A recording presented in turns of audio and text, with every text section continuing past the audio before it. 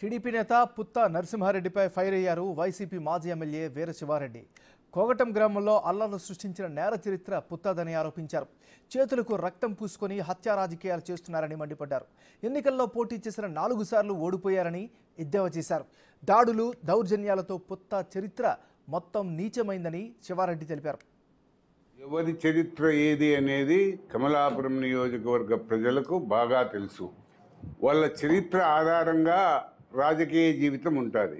నేను 4 మాటలు పోటీ చేసి 3 మాటలు ఎమ్మెల్యేగా గెలిచిన. పుత్తా నరసింహారెడ్డి అనేవాడు 4 మాటలు పోటీ చేసి 4 మాటలు ఓడిపోయినాడు.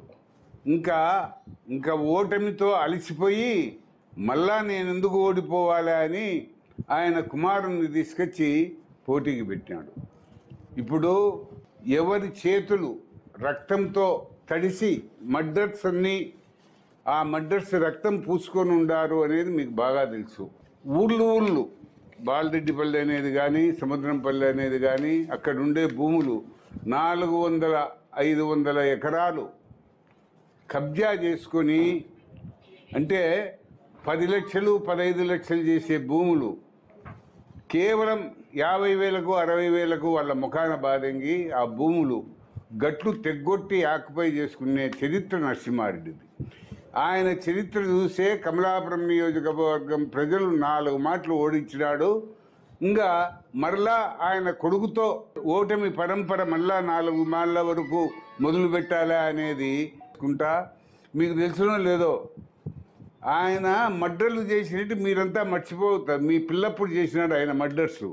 మీకు ఒకటి జ్ఞాపకం ఉంటుంది, దస్తగిరి అనే వ్యక్తిని ఎందుకు కొట్టాల్సి వచ్చింది? ఆయన కదా కొట్టించింది, ఆయన కదా ఆయన్ను చేసింది.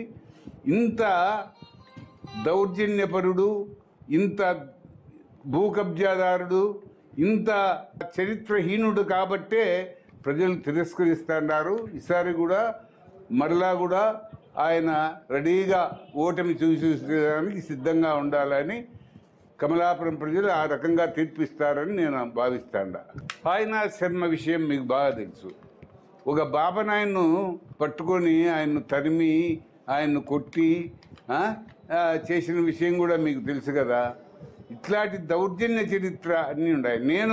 నేను మైసూరాడితో ఎన్నో మాటలు ఎలక్షన్స్ చేసిన, నేను పుత్తా నరసింహారెడ్డితో కూడా ఎలక్షన్స్ చేసిన. ఎక్కడైనా కానీ నేను దౌర్జన్యంగా చేసుకునేట్టు కానీ నాకు చరిత్ర చూపించు. నీ చరిత్ర సమస్తం దౌర్జన్యము.